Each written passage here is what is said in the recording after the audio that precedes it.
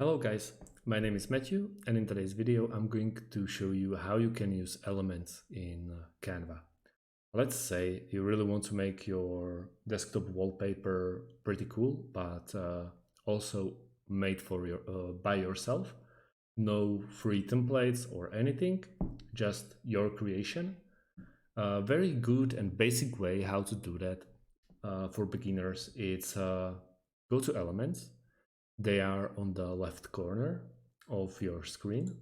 We click elements, and as you can see, there's a couple of options: pink background, or it's completely up to you, or purple.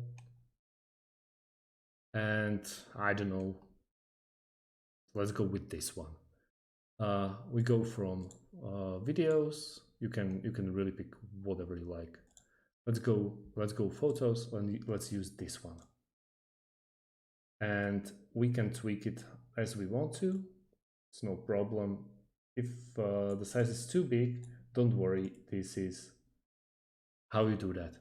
Now, if you like your background, you can also go to text. And yeah, let's say you're a gamer. Let's go with level up. Ah, no, that's not very good.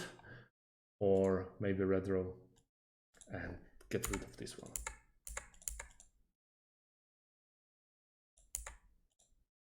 Yeah, that's it. And let's say you enjoy this thing that I created, or you will create. You can always use